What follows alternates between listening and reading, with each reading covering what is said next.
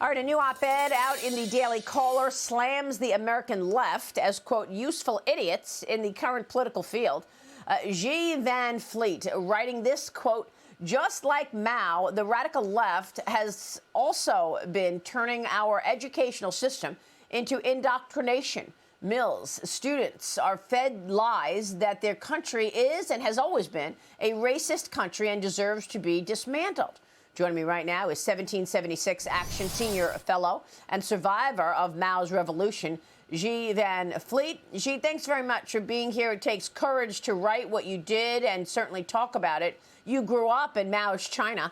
Tell me more about Maoist China. Many people believe that Xi Jinping models himself after Mao Zedong.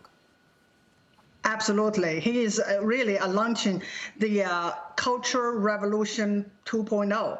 But I grew up in Maoist China, and I am one of those students, millions of them, that have been indoctrinated in the government school. And I see the same thing happening here, that the left is indoctrinate our kids and weaponize them as their property, just like what Mao did to us.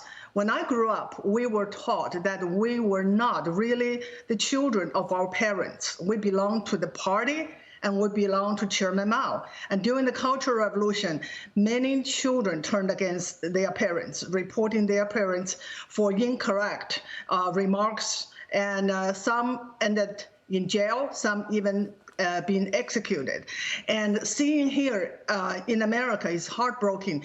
Children have been taught the woke ideology. Many children now question their parents' value and their parents' basically point of view, and call them racist and bigots. And this is the same thing. Why they are doing this? Because those who own the children own the future.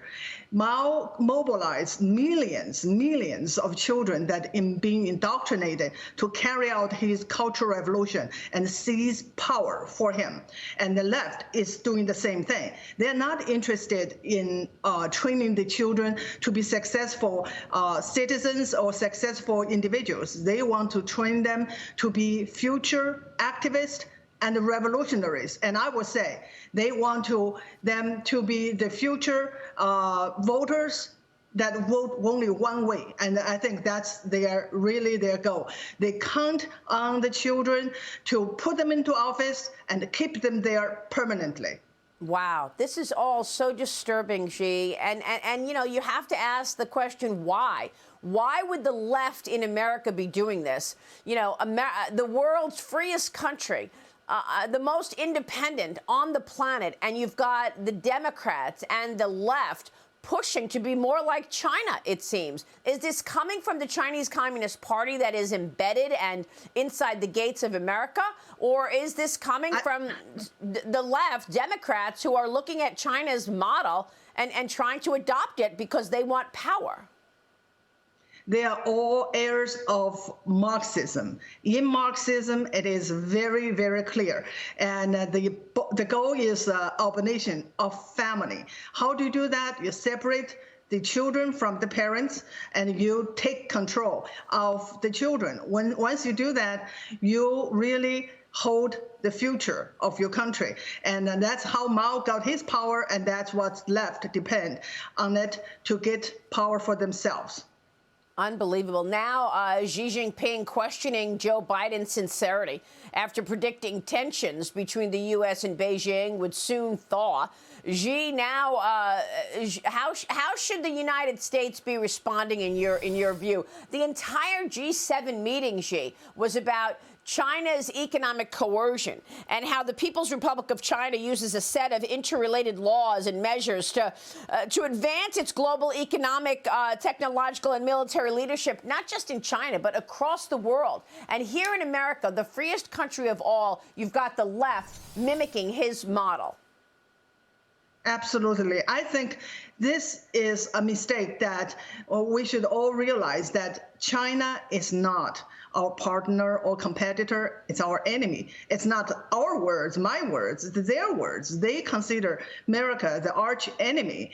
And that is very, very clear. I think the West is just pretending they don't know it. And they don't know it. And I think one thing they're really looking for to get is the authoritarianism from Xi Jinping. They love it. And that's why the China model is now becoming our model.